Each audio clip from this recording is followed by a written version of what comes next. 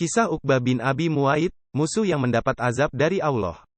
Uqbah bin Abi Mu'aid adalah salah satu musuh utama kaum muslim di zaman Rasulullah. Ia berasal dari klan Bani Abdusyams, salah satu cabang dari suku Quraisy. Ia adalah orang kaya yang memiliki banyak harta dan pengaruh di Mekah. Ia juga dikenal sebagai orang yang sombong, angkuh, dan durhaka terhadap Allah dan Rasul-Nya. Uqbah termasuk orang yang pertama kali mendengar dakwah Rasulullah. Namun, ia tidak mau menerima kebenaran yang dibawa oleh beliau. Ia malah menentang dan mengganggu dakwah beliau dengan berbagai cara. Ia sering mencela, menghina, dan memfitnah Rasulullah di depan orang banyak.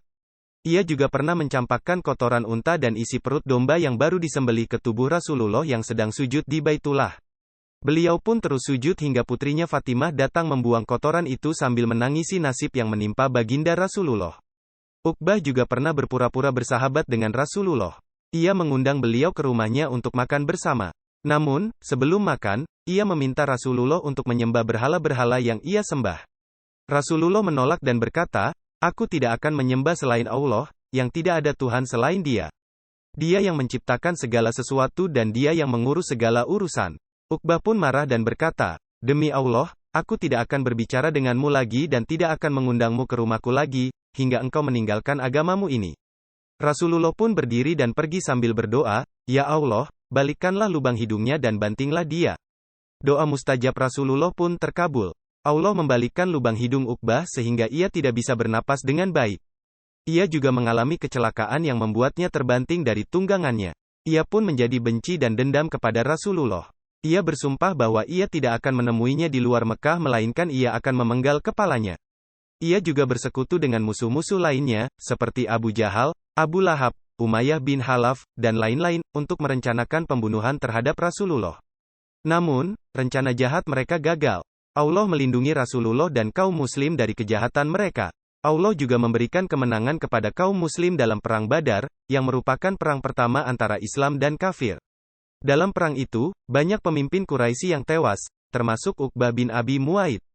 Ada beberapa versi tentang bagaimana Uqbah bin Abi Mu'aid tewas. Menurut beberapa sumber, ia terbunuh dalam pertempuran dan mayatnya dilempar ke dalam lubang bersama dengan mayat-mayat lainnya. Menurut sumber lain, ia menjadi tawanan perang dan kemudian dihukum mati oleh Hashim bin Sabit atas perintah Rasulullah. Menurut sumber lain lagi, ia dipenggal oleh Ali bin Abi Thalib. Bagaimanapun caranya, Uqbah bin Abi Mu'aid mendapat azab dari Allah di dunia dan akhirat. Ia termasuk orang yang zalim dan kafir yang tidak mendapat rahmat dari Allah. Ia juga termasuk orang yang bodoh yang memilih teman yang buruk ketimbang iman yang benar. Ia lebih takut kepada Abu Jahal daripada kepada Allah. Ia lebih cinta kepada berhala-berhala daripada kepada Rasulullah. Ia lebih mengikuti hawa nafsu daripada petunjuk Allah. Kisah Uqbah bin Abi Mu'aid adalah pelajaran bagi kita semua. Kita harus berhati-hati dalam memilih teman dan sahabat. Kita harus mencari orang-orang yang baik, yang dapat membantu kita dalam beriman dan beramal. Kita harus menjauhi orang-orang yang jahat, yang dapat menyesatkan kita dari jalan Allah.